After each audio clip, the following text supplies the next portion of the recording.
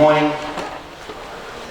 We are all pleasured to have you here among us in the Alwar High Institute to start the second conference day with the first session entitled The Impact of Intra-Africa Trade on African Industrialization.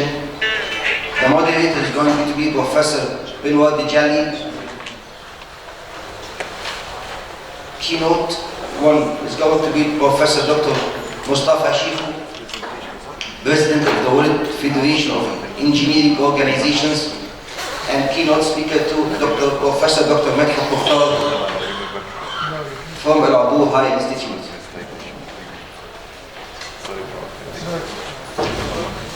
تفضل.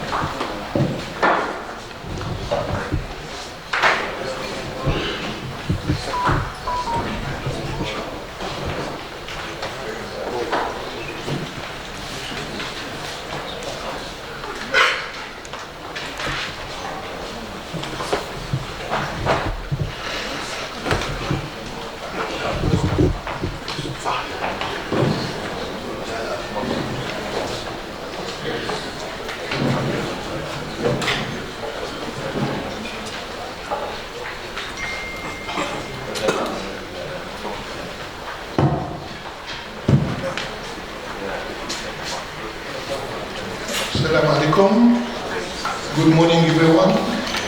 This is my great pleasure to moderate this session, and particularly in this prestigious place, which I am really impressed by the work which has been done by the Abor Institute. And I think this is a good practice in the Arab world. This good practice should be duplicated, not only in Egypt, but in the Arab world, which are missing this type of institution. Yes. Of course, the Arab world has a lot of capacities, but what we need is capabilities. We are missing the capabilities of people with capabilities to enhance the knowledge, to practice, particularly not to science for science, but science for technology, and through innovation. And this is what we are trying to do today. Then this morning we have two keynote speeches. The first one will be given by Professor Oliver Sassa, Chancellor of Morongashi University, on Africa industrialization and intra-Africa trade. And the second one will be given by Engineering Mustafa Sheikhu, President of the World Federation of Engineering Organizations, and the title of the speech will be Potential of Intra-Africa Trade and the Role of Engineering and Informatics in the Enhancement. Thank you. Then we'll give the floor to Professor Oliver Sassa.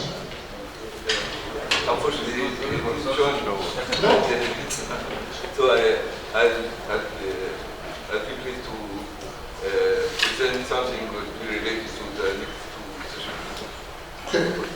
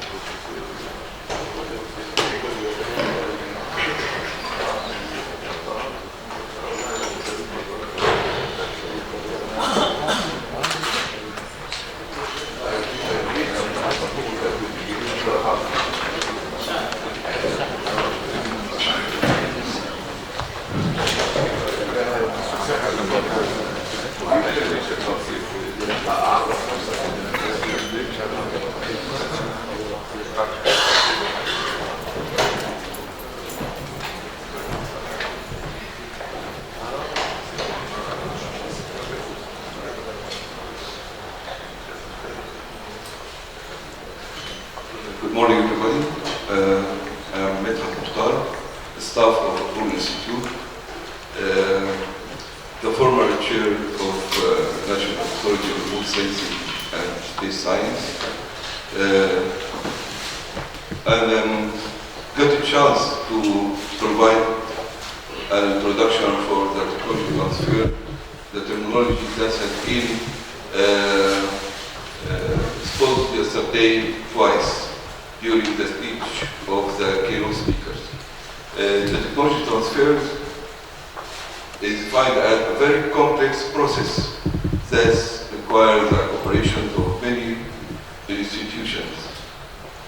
Okay, so we'll talk about the necessary process and activities.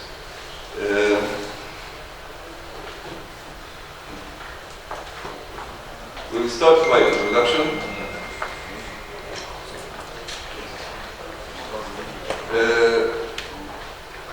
In this slide, there are two statements. We'll say maybe most of us are familiar with, because it's we always present two statements as diagnosis for our problem in Africa. So we say to be a competitor in the world, we have to invest in critical infrastructure, as we do in many countries, and promoting innovations and technology. That's our goal, is to promote our activities in research and technology development.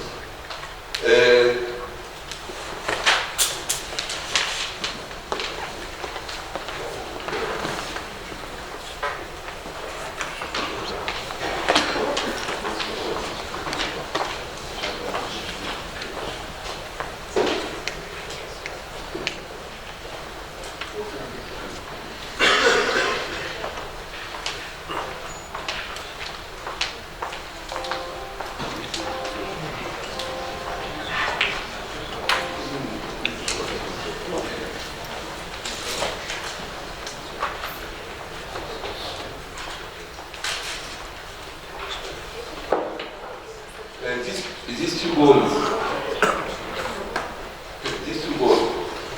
are necessary for economic growth.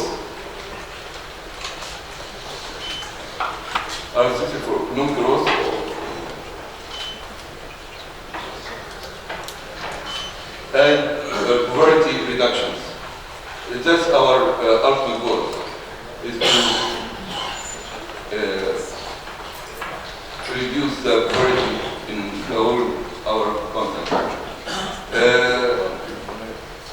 The second statement, it talk about our capabilities for local inventions and innovations. But before everything, we have to know what we are acquiring, how to adapt, and how to use the foreign technology. How to use the foreign technology is we are talking about how to get the technology from the developed country and use it in our industry. We hope so. The third statement, we are talking about the agreement of free trade areas in Africa. Consider it a chance we have to seize, because they say as much as we have intra-trade in Africa, we'll get a chance to know each other much better. So we'll exchange the idea. We have know-how and technology transfer between each other, and of course overcome the barrier between the countries.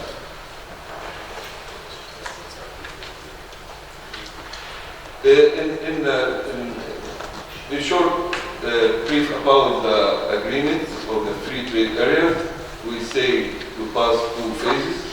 Maybe the second one not yet. In the first phase, we talk about mainly about the services, the trade in services.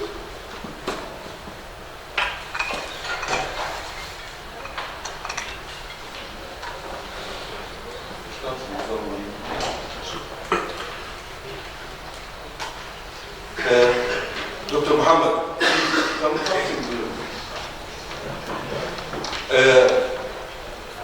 Please, someone have to have for me a sign to just proceed.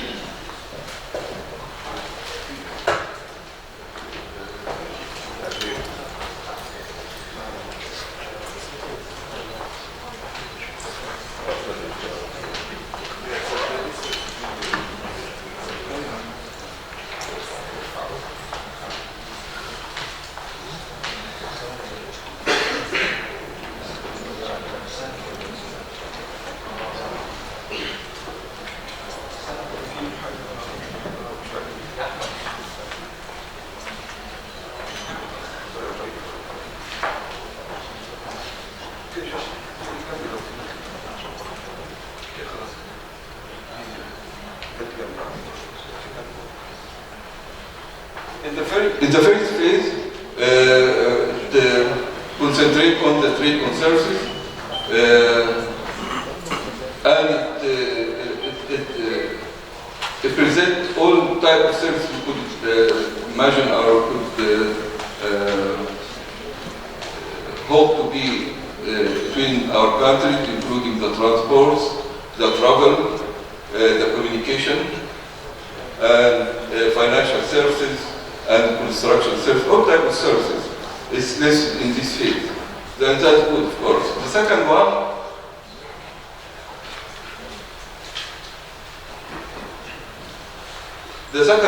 concentrate on the intellectual properties.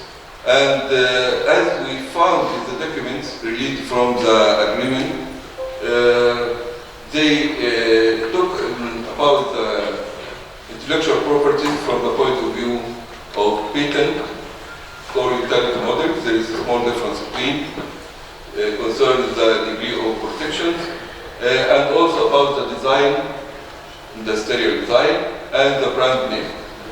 Okay, what we are looking for as research, for example, the software in the Abur Institute, is how to treat in the inventions and innovations.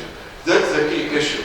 That's the point we are looking for. And maybe that's the ultimate goal of our conference today, is to trade innovations and innovations under the umbrella of the agreement of free trade areas. I believe it's it makes it easy, or it paves the road to go in this goal. The only obstacle is that these innovations must be protected, and this protection mechanism is known as a patent system, which we can find in different mechanisms in different countries. So we have to look about the patent system in Africa, mainly the African patent. Okay, first, what is the goal or what is the function of the patent system? First, it has to encourage the inventions and innovations. Second, it has to stimulate transfer of technology. Third, it supports R&D and make its document accessible to the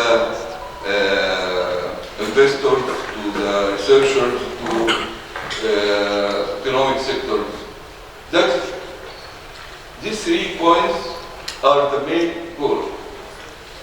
How much the patent system are succeed, that's what we look for it. But first, whatever the patent system, we found 5 types of patents system applied in Africa. Some countries have no patent system at all, but just join a regional patent system, and that's good. Some others have their own patent systems and joined as well a regional one. In the third, has patent system and joined the regional patent system. In the fourth, has patent system and joined no regional patent system. in the first, they have no patent system at all. I mean, different countries, they get the direction to join a regional or a global patent system in Africa. Probably they face some difficulties in achieving their goal, which I have mentioned, it's three goals.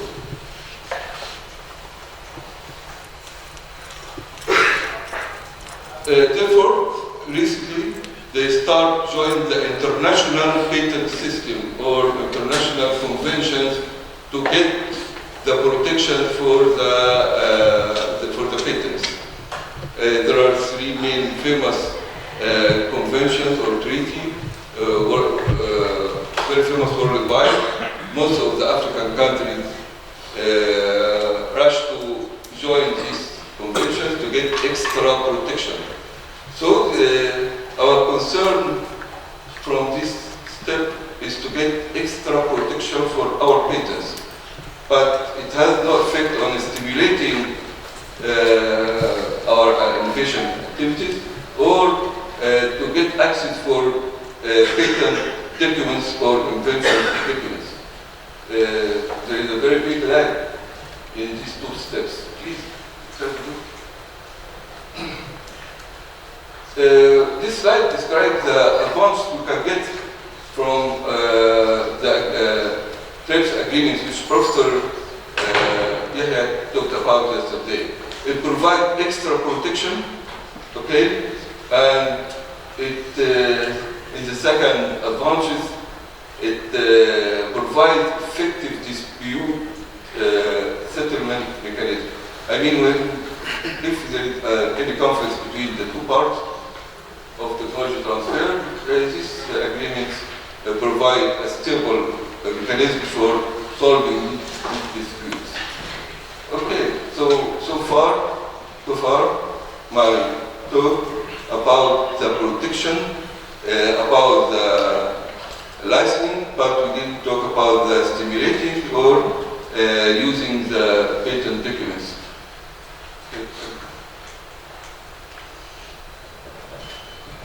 So, in a brief assessment for the achievement of the patent system in Africa as a whole, from the point of view of using the protected conventions, the first one, and I believe it's common in all African countries, we feel proud about the number of patents we launched, but unfortunately, and that's realistic, that most of these patents worth nothing. In a brief assessment for 10,000 patents in Africa, its economic value is zero. This means we are doing work for nothing. We are doing work, we don't have an idea about where it is going. The second one is that the degree of using it is, as Dr. Abdallah said yesterday, it's about from 60 to 70% of the patents in the United States are used in the industry. In Europe, from 50 to 60. In Africa, the protected patent in Africa get no way to industry. I mean, it's less than 1% of it are used in industry. I mean, even the protected, which has some values, you don't use it at all. Also,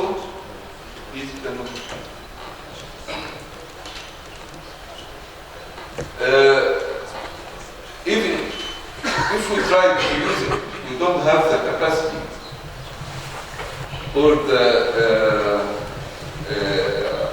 the floor, or we say here, in appropriate creative policy and absence of innovation support scheme. We get lost in the middle, and that's the reason why there is a dispute mechanism, a dispute settlement mechanism is required. Okay, that's more clear. In the fourth one, the financial resources required to provide these patents to the industry is also difficult. I mean, as a conclusion from this point, it's a failure of patent system because there is some work have to be done to support this patent system. Please. From the point of view of technology transfer, unfortunately, there is no technology transfer from Africa to the other countries or the other world. And 2% of the technology transferred from the developed countries to Africa is about 2%. I mean, Africa uses only 2% of the technologies transferred in the world. This doesn't mean we don't have needs. We have, but we don't know how to make it. Okay? And I'm a witness for a very bad conference between an institution in Egypt and the others in Europe from conflicts in the process of technology transfer. Okay? And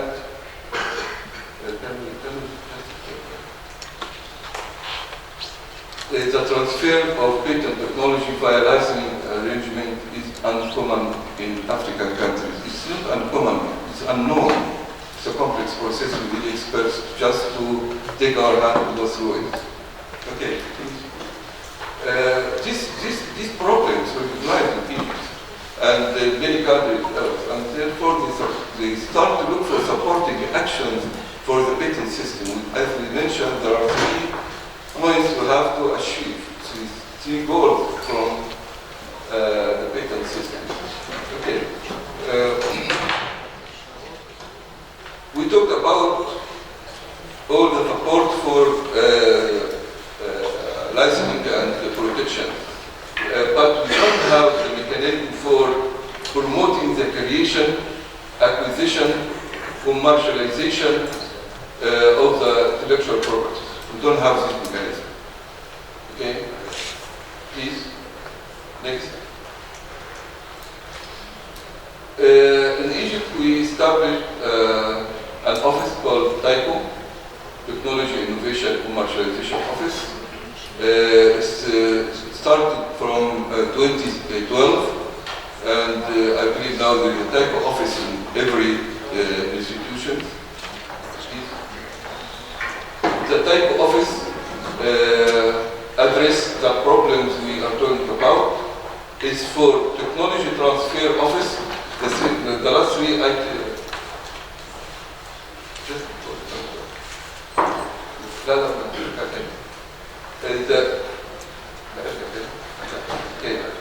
Is for technology transfer and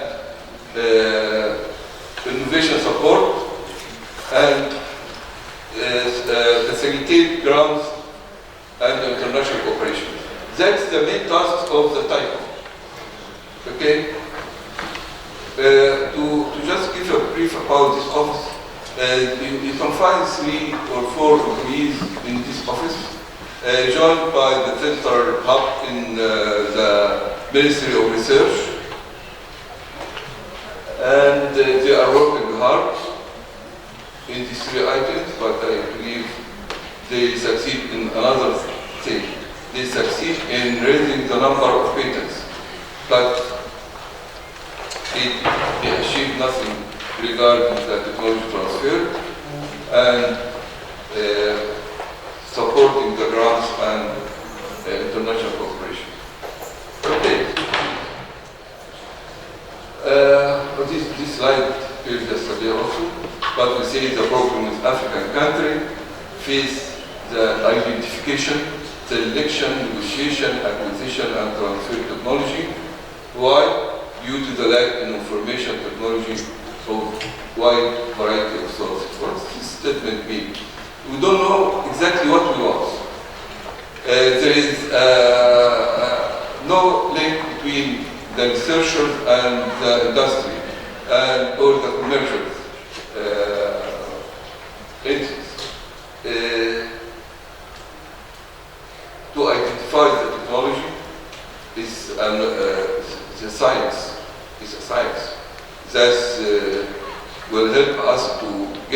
benefit from our efforts we do in the search, in the labs, not just to get some products which no one needs, and selection for the best.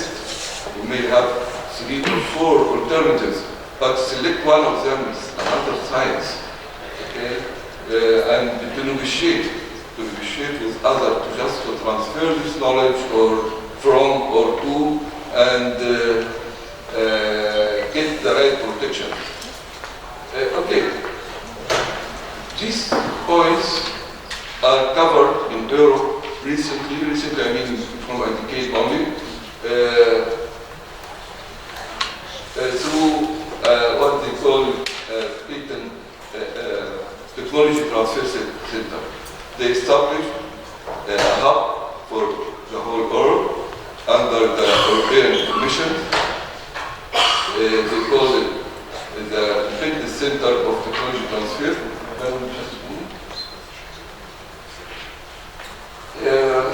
They believe, and we also, that the research transforms money into knowledge,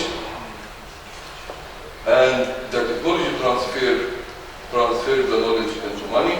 Thanks to Dr. Abdallah who mentioned this yesterday. What we found in this slide is the complex process of technology transfer. Of course, if we establish a type of office and say to them, please go for technology transfer, as I believe it needs a teamwork, it needs a cooperation with other institutions, it needs a governmental support, it needs policy and strategic cooperation with other countries and friends, and probably if we are looking for something for Africa, we have to look for the system or the center who can do this process. This process mainly discovery for all the users, the producers or the end user, or the will begin in processing the technology transfer. I don't know what the industry needs. Therefore, it's a platform for the industry to announce about their need. And as a researcher, it's a platform for us just to go and discover what are they looking for. Okay, the discovery is very important. The next step, when we find when the stakeholder finds the source of the technology he needs, he must go through a disclosure process. Disclosure process is a legal and scientific process, just not to violate this process, and just get information from someone and just read it and publish it online for some other. It's very important. And evaluation. The evaluation is very important. I did some work, I don't know how much it was. It was thousands or millions. Okay, the evaluation needs some experts. And of course, we don't have an institute expert to just do this evaluation process, or even in Egypt as a whole. I need someone who say the real value of the work produced in our lab. Okay?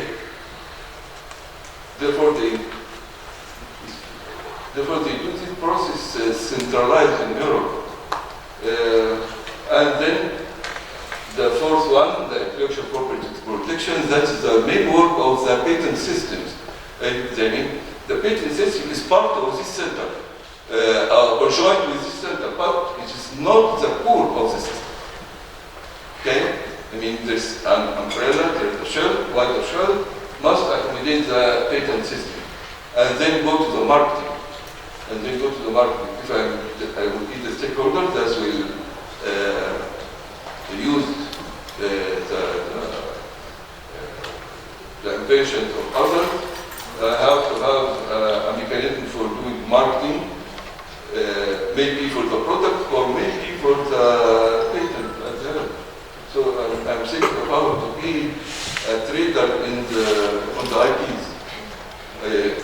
I want to trade, I want to sell IPs of other institutes to the markets. I have this experience, so I will go through it.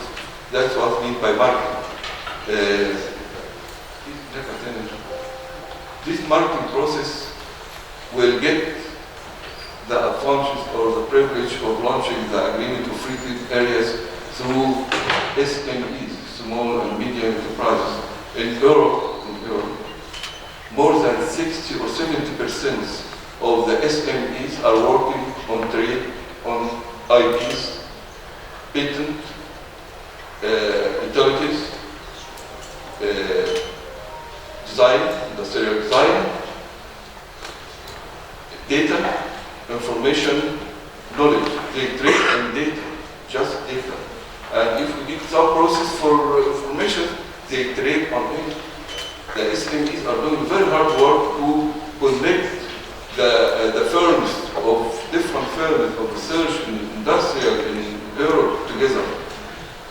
Therefore, we say we have a chance, we have to seize that the launching of the agreement of free trade areas.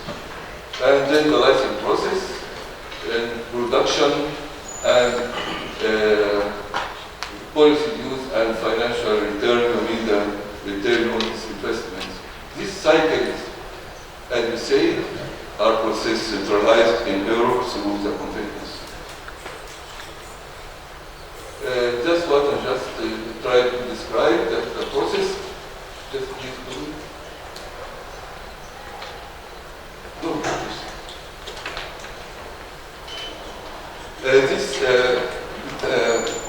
These systems will give us a general awareness about what's going, but mainly require willing to success in our organizations. I mean, whatever we are going to do without willing,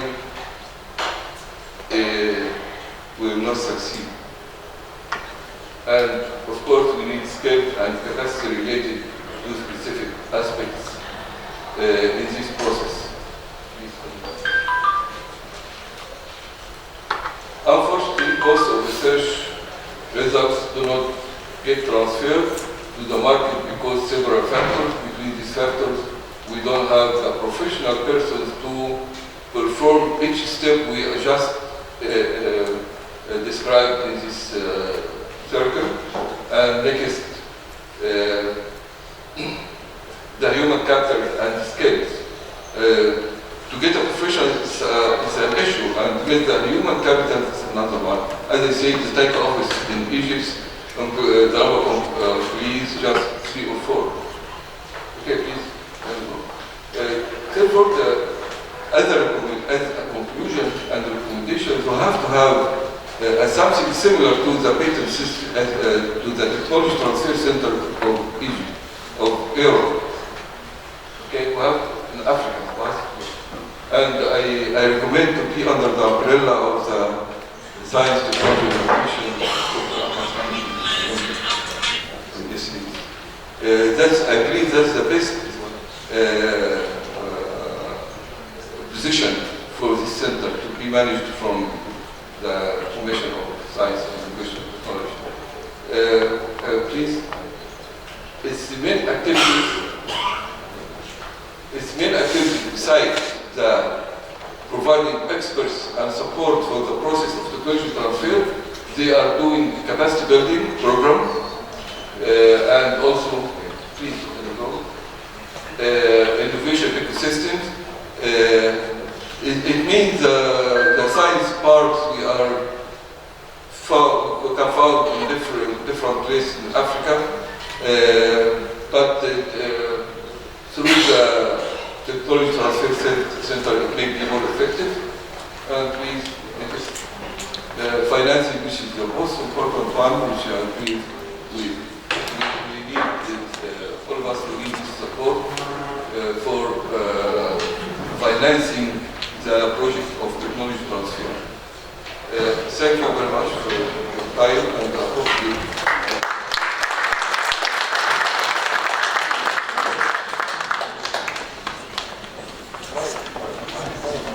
Thank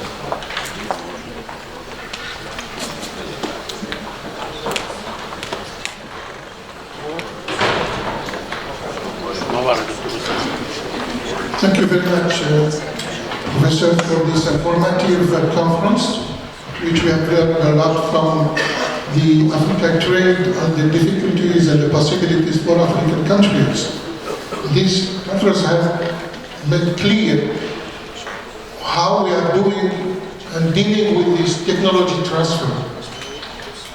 I believe there are a long way to go for this technology transfer, because a lot of people in many countries in Africa, we have been talking about technology transfer for a long time. What is technology transfer really? Transfer from what? Is it we are talking about transferring technology from the north to the south? Or transferring the technology from science, our science, or science as universal? This is maybe a little confusing. Maybe in the debate we're going to talk about this transfer of technology. What kind of technology? Is it the hard technology, which of course we have problems of finance and policies and patents, but we have the soft technology, and Africans can sell it easy. They have now these policies and programmed by the African trade. I think that we have to talk a little bit about this transfer. Maybe we better talk about the transfer of the process of technology, better than technology itself. The process may be this is what we need in African countries. And I think in the debate we're going to have some question about this and debate this. Now I'm going to go to the second keynote speech, which will be given by Engineering Mustafa Shehu, President of the World Federation of Engineering Organization. And the talk will be on potential of inter-Africa trade and the role of engineering and informatics in its enhancement. The floor is yours.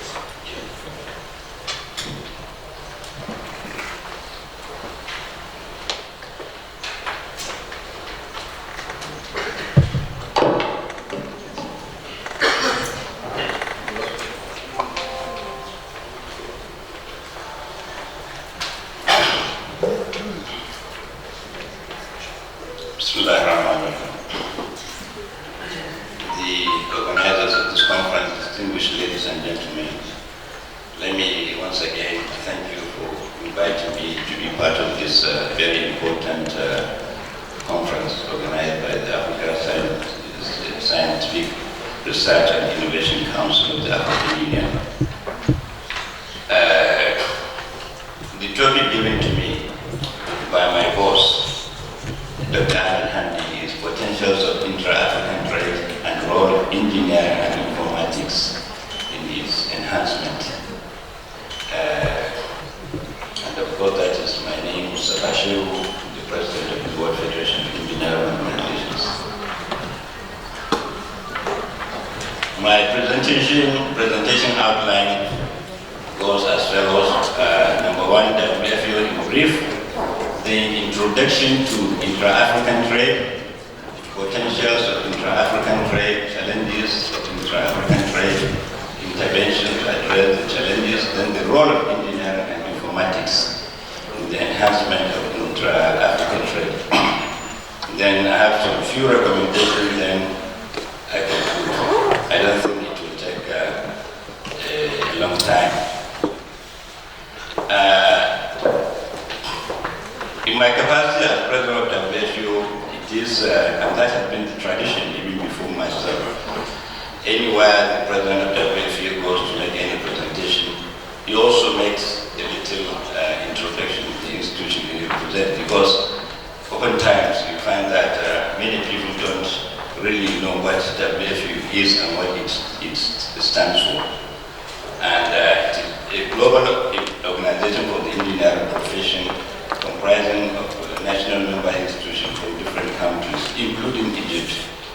Egyptian syndicate, Egyptian syndicate of engineers is also a member, just like the Nigerian Society of Engineers or the Institution of Engineers in Zimbabwe. We also have international members like the Federation of African Engineering Organizations, Federation of Arab Engineers, of which Egyptian syndicate is a member, and the Federation of Engineering Institutions in Asia and Pacific. We also have another federation covering the European region and another federation covering the North and South America. We have a secretariat based in Paris with the executive director as head and some secretariat staff. And the administration is run by the executive board, which comprises the president-elect, 2 vice presidents, and 11 national member representatives. Then we have the General Assembly, which includes all the engineering institutions that make up the federation.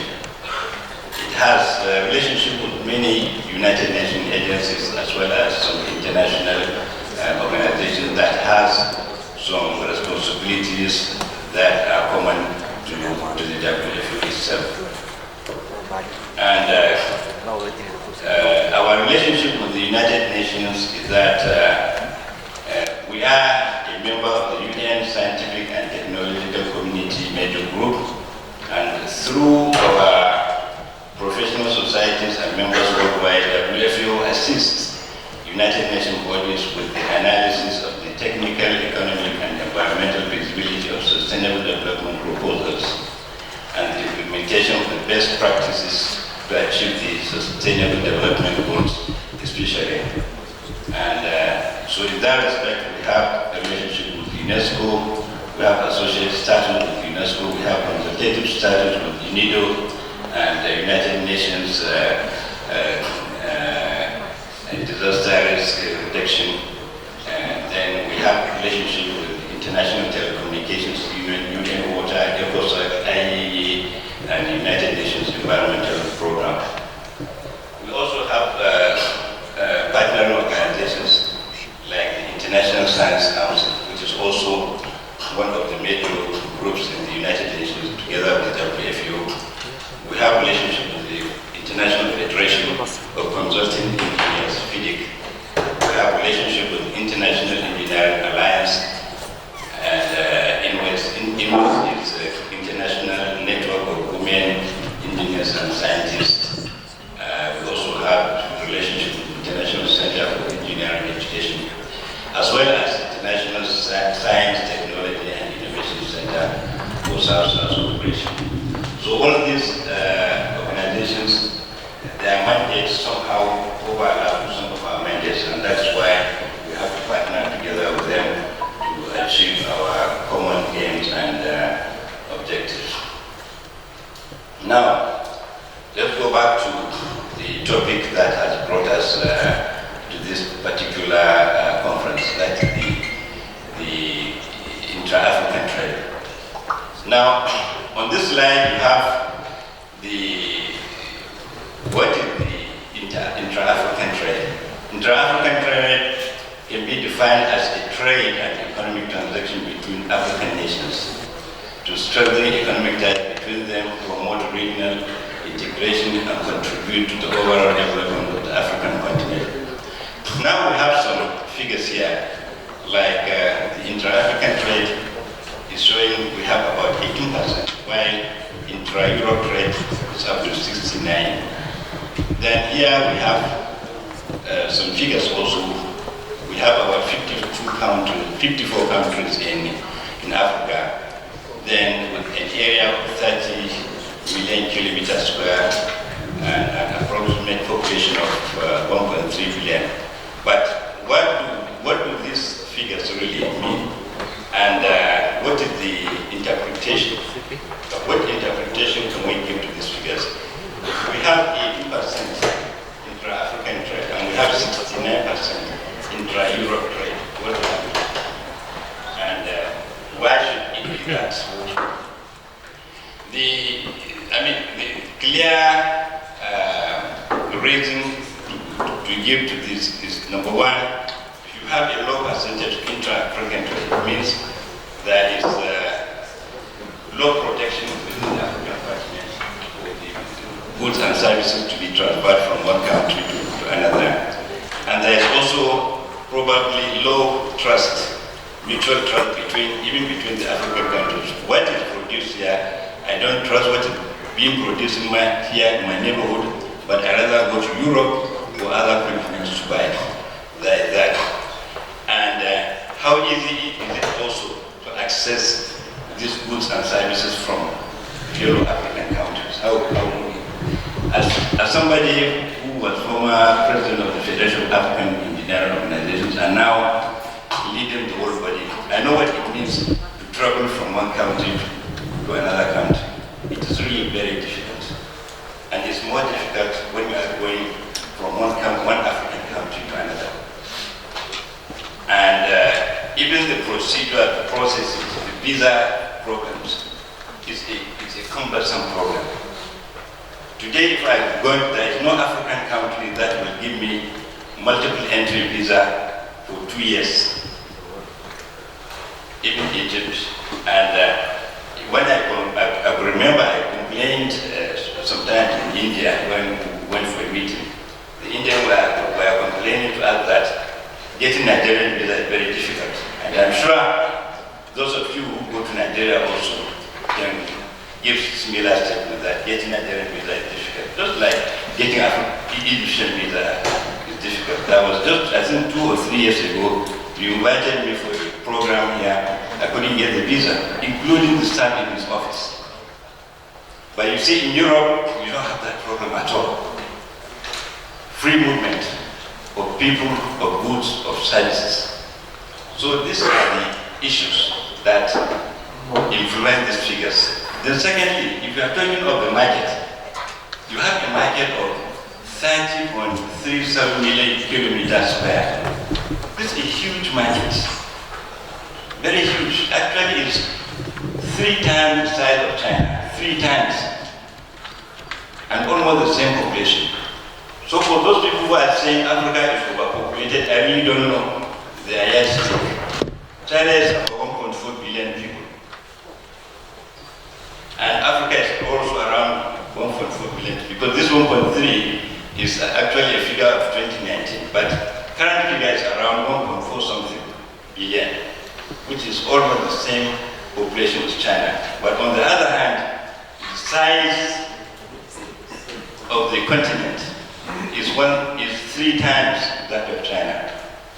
So our issue is not, to me, our issue is not really about population, but then how do we make maximum use of the population we have? These are the issues. How do we optimize the human resources we have, the natural resources we have? The size of the continent also is an advantage to us. It means we have more resources underground. The less expanse of land you have, the less resources you have.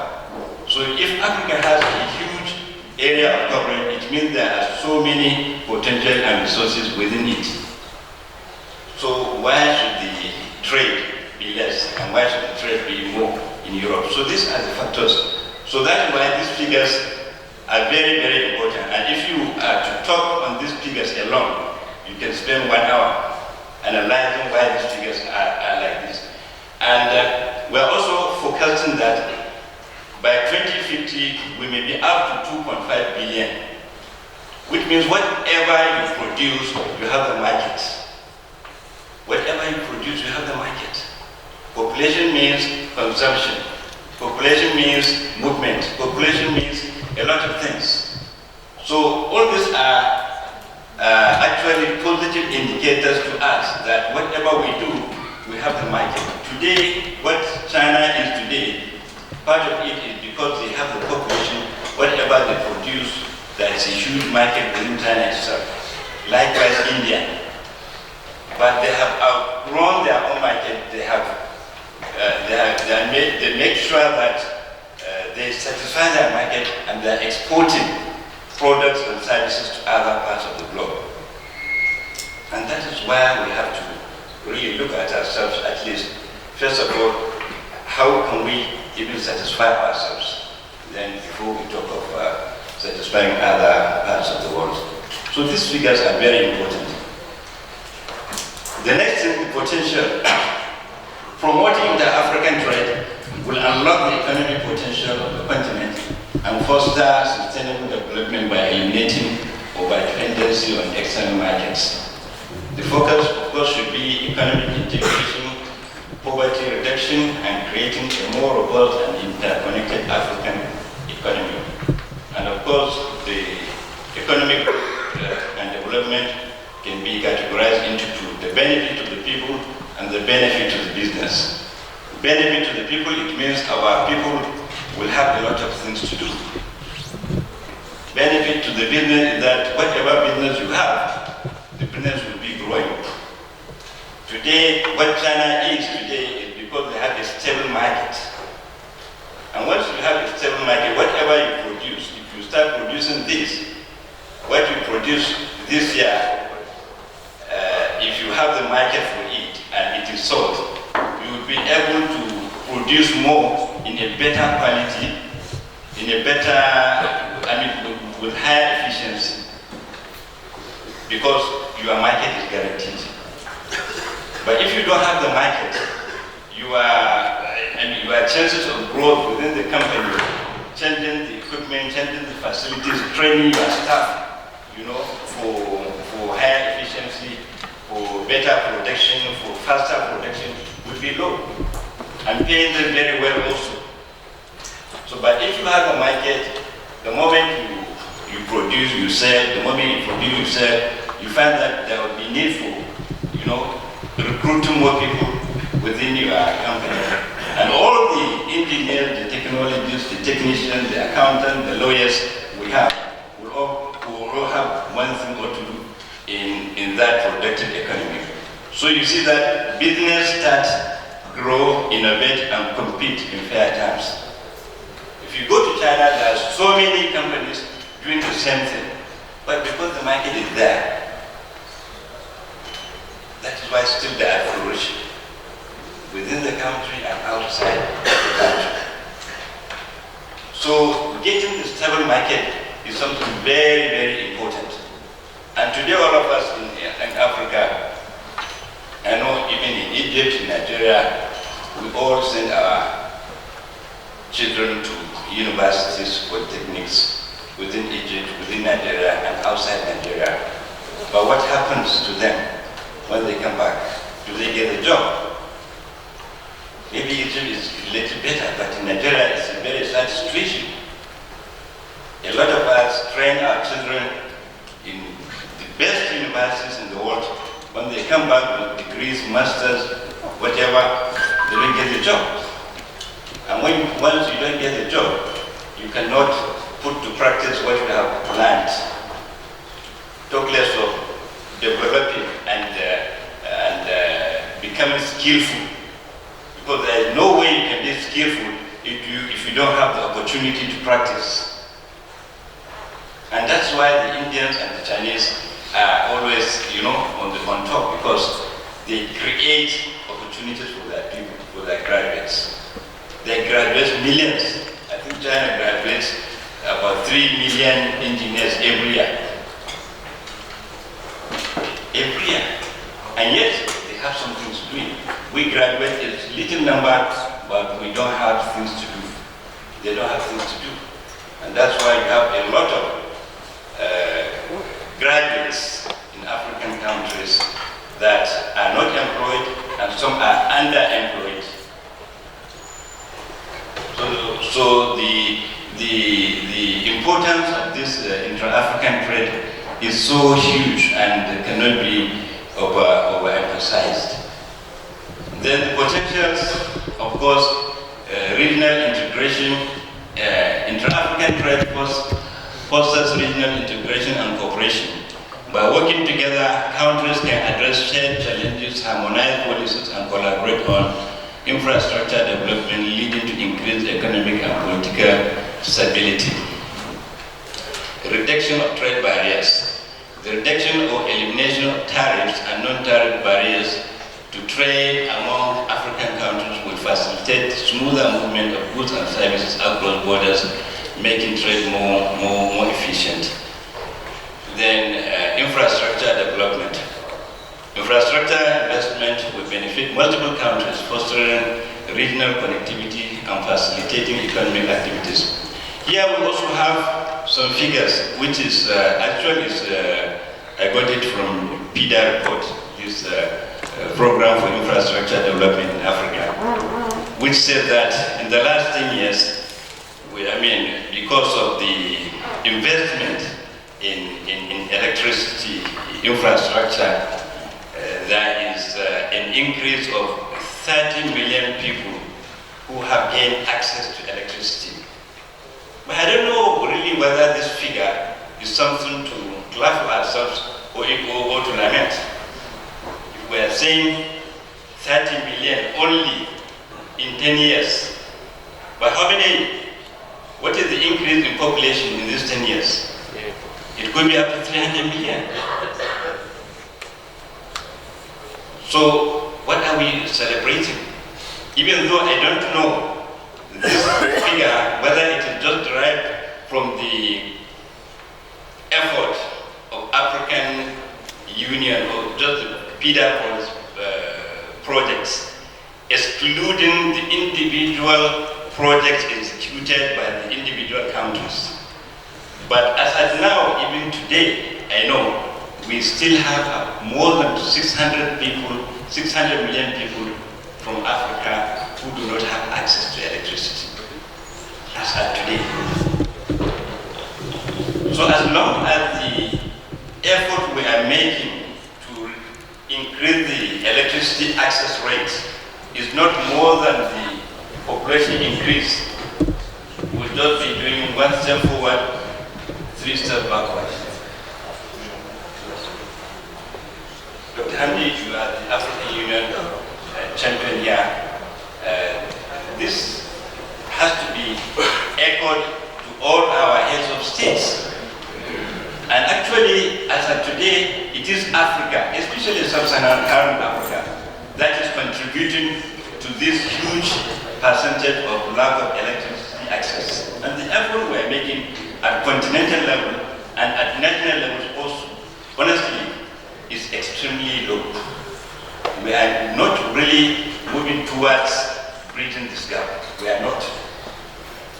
Because this is a very bad figure. If you look at the population increase between 2010 and 2020, because this report is between 2010 and 2020.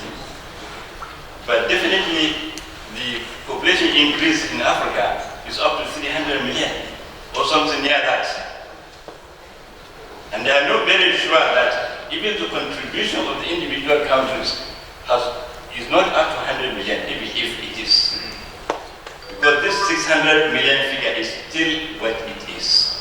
And I've been seeing it for the last 15 years. I think we have a lot of experts here and professors who are into this sector. So as much as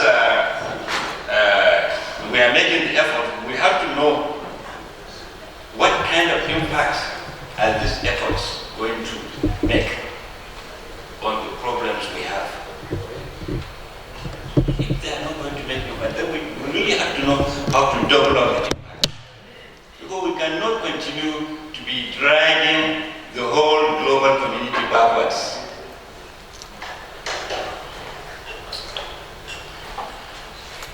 Key challenges for intra-African trade. Only 53% of roads in Africa are paved, and the need for the development of smart infrastructure with intelligent transportation system, energy efficient buildings, and digital services to create a conducive environment for trade. Okay. This one also is something very important. There is no way we can improve our intra-African trade if we don't have good roads.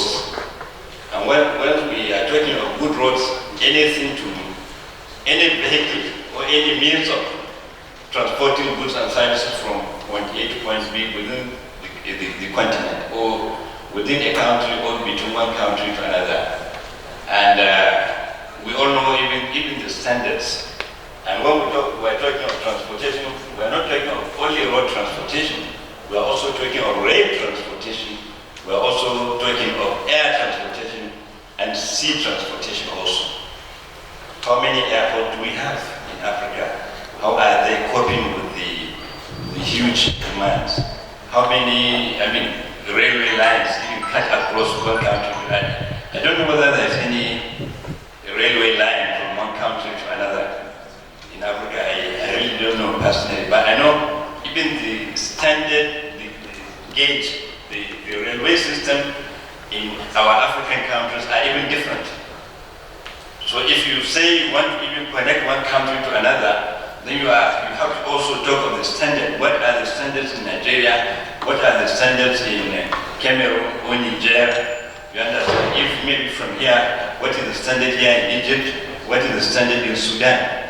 Because the neighboring countries, if you want to connect them, then you have to standardize the system.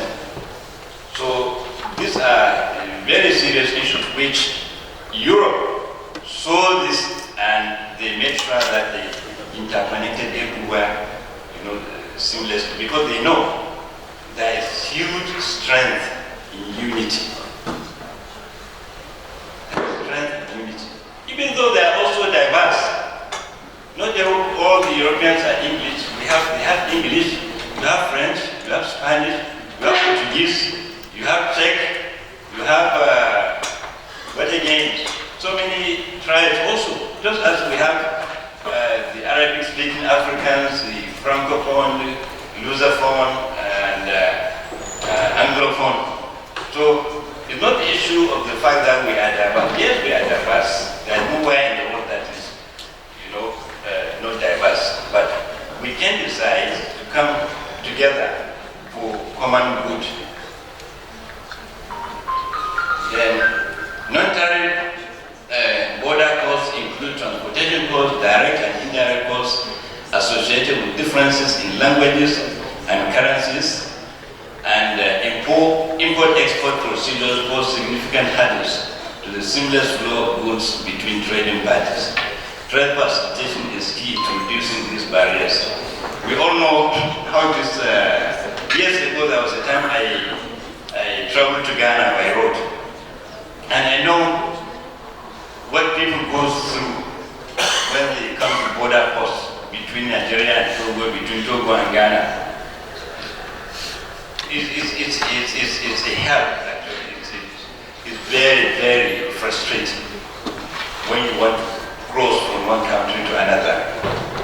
But I don't know, probably even from here to Sudan, there would be such kind of headache if somebody wants to cross.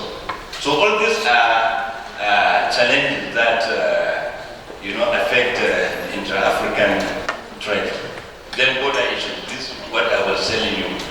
But then under the border issues, if we can have cumbersome custom procedures, bureaucratic red tape, and inconsistent regulations can impede the smooth flow of goods and services across the borders. This challenge can be addressed by implementing electronic single window systems that integrate and streamline custom clearance processes, reducing paperwork and redundancy.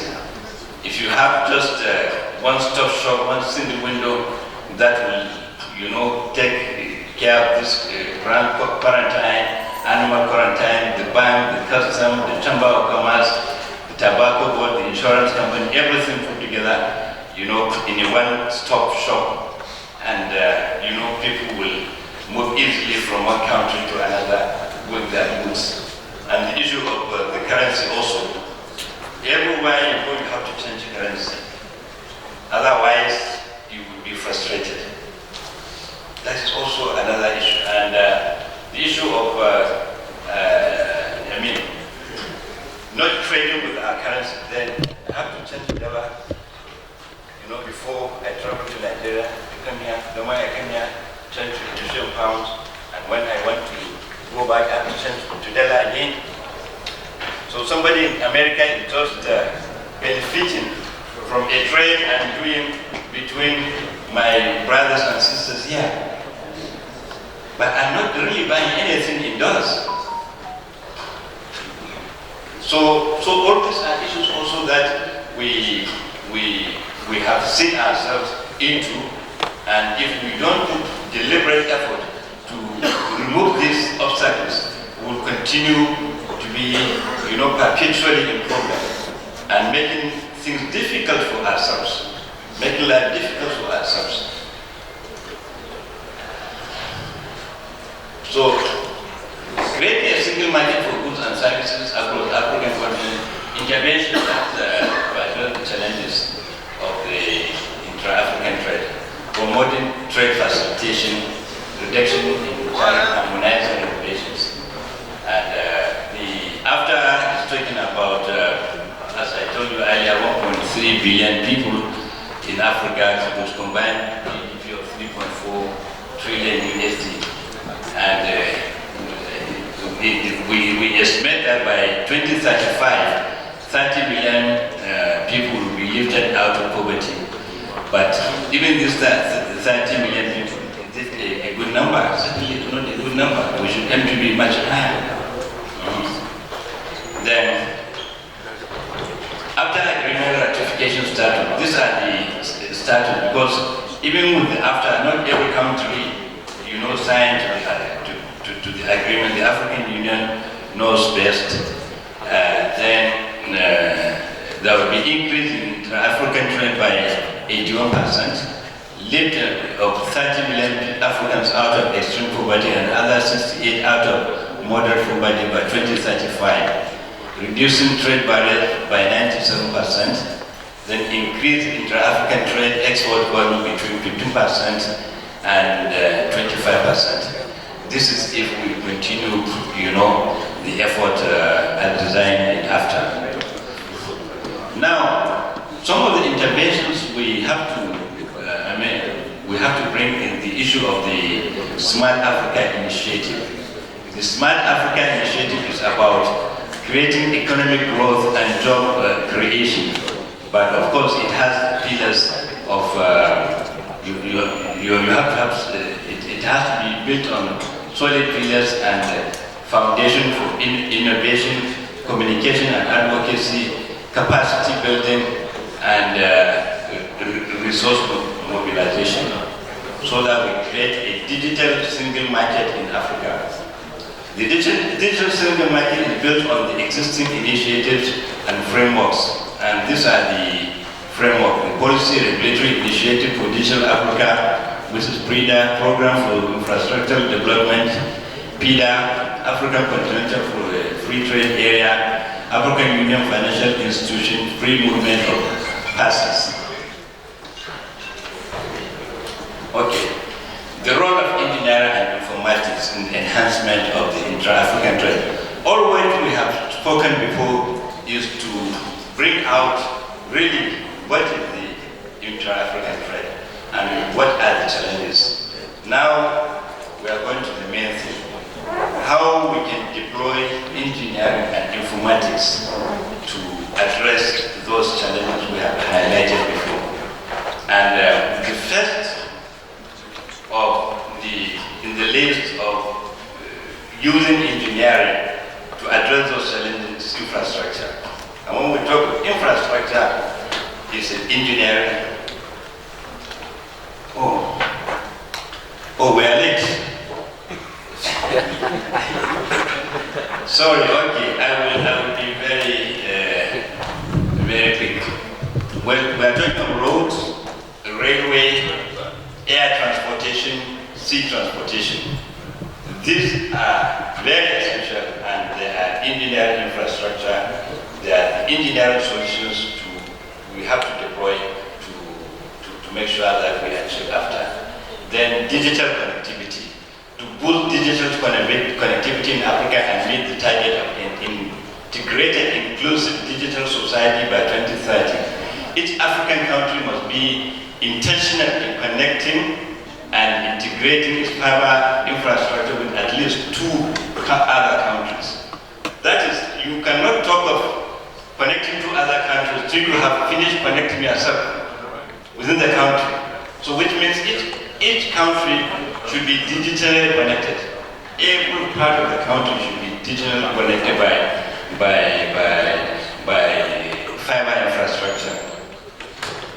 Then data centers and energy solutions. There is need for establishment of high capacity and energy efficient green data centers in Africa, as data within Africa should be domiciled within Africa's shores for ease of access and efficient utilization, as well as for data security, privacy, and sovereignty. Digital data, digital identity and data exchange. There's a need to have a mechanism that would allow exchange of information among the countries in Africa so that the data can be verified. I think this issue was also raised yesterday about the data exchange. So the need for us to have a mechanism of generating the data, the useful data we need for trade, then storing the data within our domain and having capacity to maintain the data, and then having the capacity also to be updating the data as time goes on. Because it's one thing to have the data, and then when you want to do trade, and the data you are giving is obsolete. That is a very big problem. Then digital finance services, digital trade, then intra-African telecommunication roaming. We are all victims of this. Wherever you go, you have to buy the SIM card of that country if you want to communicate effectively within that country, or you want to communicate with their home or with their office. Then smart border technology, smart border solutions that will leverage biometric systems and advanced security measures to enhance border management, reduce smuggling, and improve overall security. Emerging technology. Africa is a viable player in the fourth industrial revolution, development and homegrown solution for local consumption, leveraging on emerging technologies such as artificial intelligence and machine learning to enhance intra-African trade. Then manufacturing of digital devices and local content, as well as local processing of raw materials, solid and mineral resources to finished goods will create job opportunities, boost skills, and inclusive revenue. And of course, this includes also computer-aided manufacturing and things like that. As recommendations, key development policies such as the once-only policy that will promote information sharing and data exchange, infrastructure development, encourage technological innovation, and reduce trade barriers must be continuously encouraged. Structured investment in education and skill development in engineering and informatics can be a competent workforce to drive these advancements, thereby boosting digital inclusion in the continent. Effective collaboration between government, private sectors, and international organizations like Federation of African Engineering Organizations, World Federation of Engineering Organizations, via public-private people partnership, can mobilize resources and expertise for sustainable development projects that will enhance intra-African trade for the development and growth of the sector.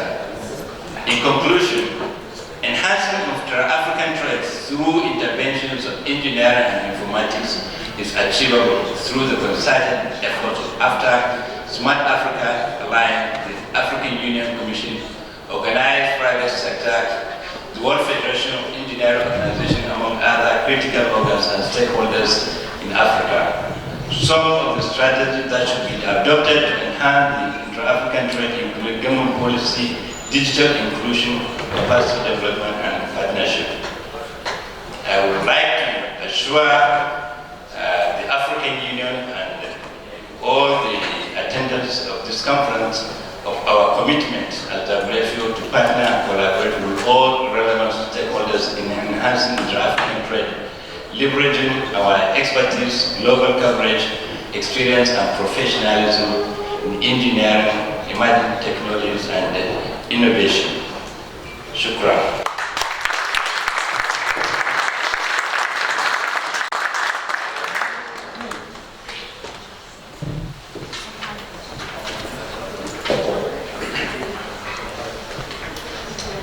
you very much for this comprehensive conference. But through the conference, we have seen these barriers and these challenges, a lot of them.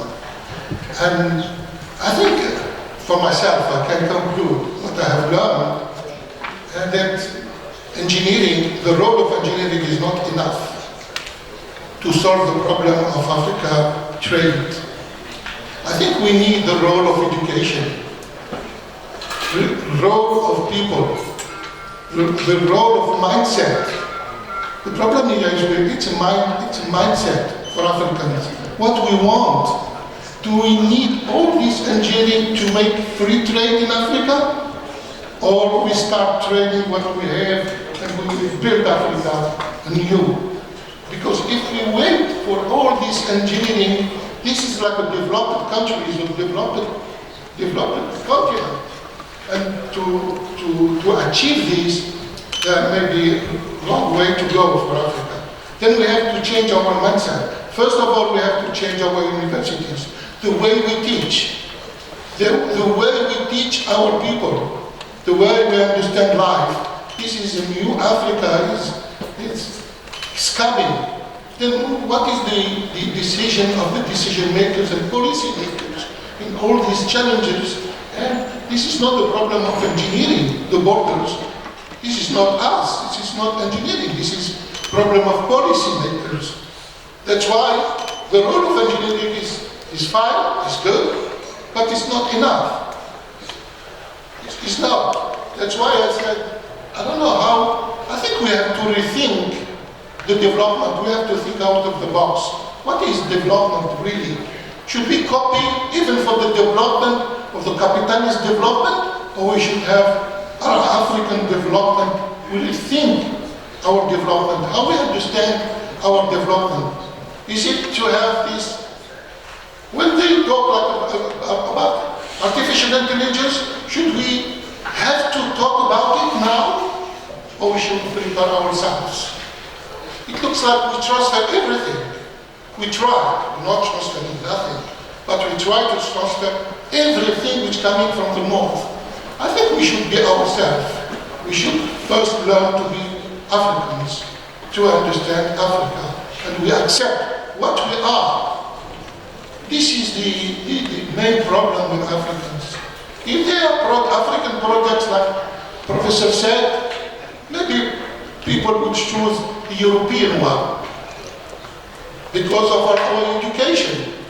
If in our education we put in our people, in the civil society, the African products, the market doesn't matter, there is no market, but the market, we have to create it.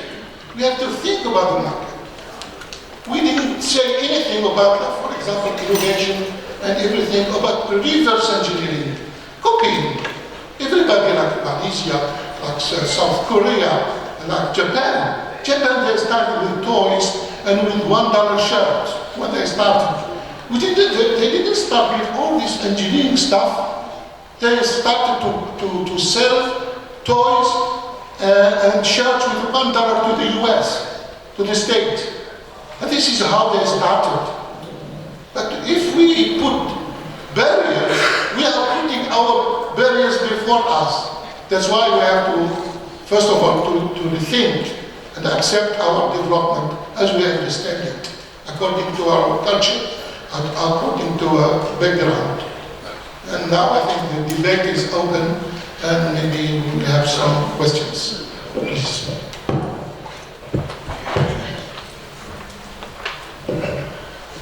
Thank you very much for this intelligent and very rare things. I have a small comment on TT, technology transfer. I think to support technology transfer, we have to increase the role of activities of the universities towards this aspect. Role of universities to educate, to teach the students, we have more than 50 million students in Africa.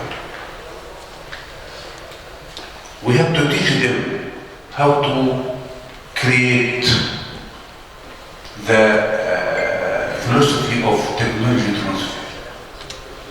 Transfer from abroad, yes, but what about local things in your country?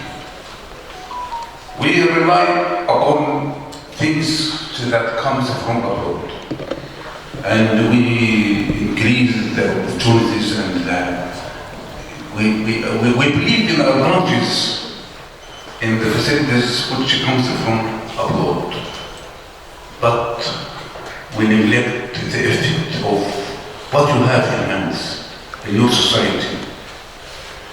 Not transfer from abroad, but transfer to abroad.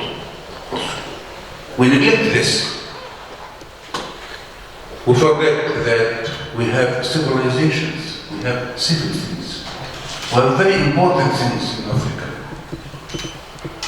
Although it is not on the importance of what comes from abroad, but it is still, we live in, and we have to appreciate what we have in us, and to enhance it, and to improve it, and to develop.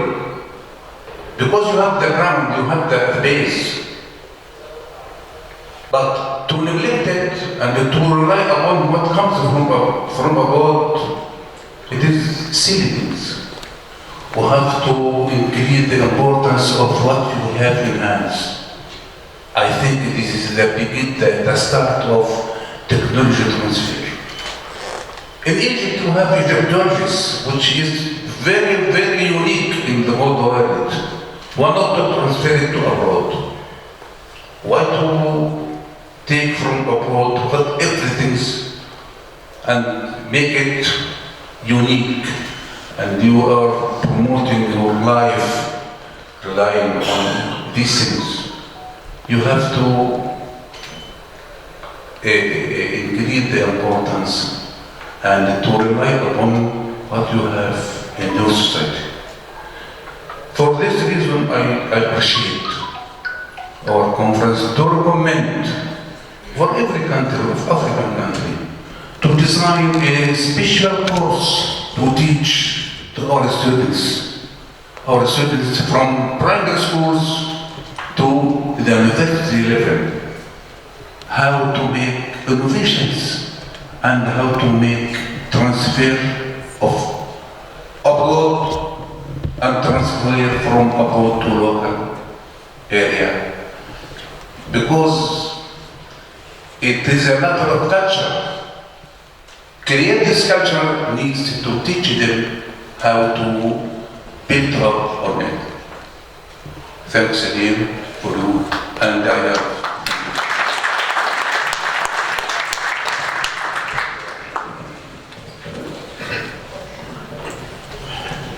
Assalamu alaikum. My name is Dr. Hosni, the Vice Dean of the Alwur Institute for Engineering. Thank you a lot for Dr. Medhat Mustafa. I am really very glad to be here with you. And let me talk. Yesterday I was talking with Dr. Omar, Nigeria, and we talked about the data share. And we found it so difficult. It's not an easy subject, even inside the country. So what about technology transfer? Anyway, I catch the number Dr. Mustafa said here, the trade between the African country and Europe 3 times in the inter-trade. So, do you think that maybe touch the decision maker, let me say through the leadership and stability system in each African country? Because we have everything. We have in Egypt something, and in Nigeria we have something else. You see? And each time, some people say to us here, population is the big problem. What about India and China? 105 million, and in Nigeria around 80. And the leader says in here or here, is the population is difficult, is the problem. So I need to hear from you. Thank you.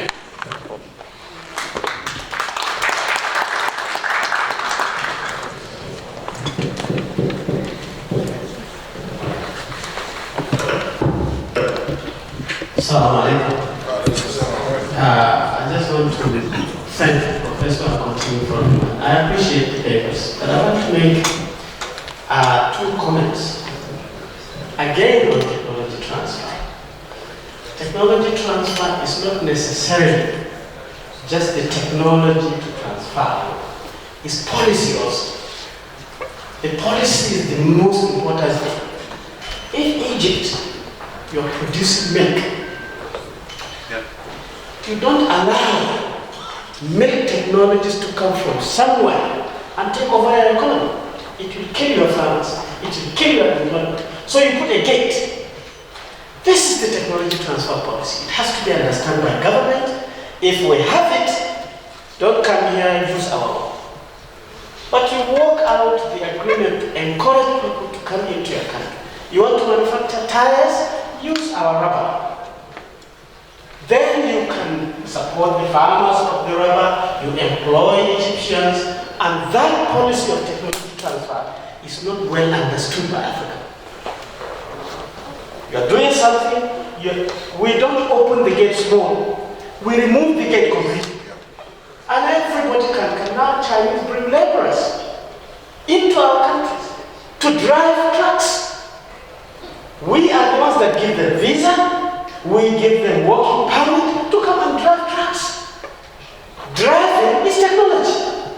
So you come and construct roads, but use Egyptian laborers. This is policy. You have to be very strong to implement this. Your corruption has to be low. Your thirst for collecting bribes has to be low. Otherwise, you cannot. Two, Professor spoke a lot about technology. IP yesterday also we heard from another professor. One thing that we have not discussed about is franchise. Franchise, like Kentucky Fried Chicken. You have the production of the chicken, the production of the spices, the process for cooking, the oil for frying, the shape of the shop, the color of the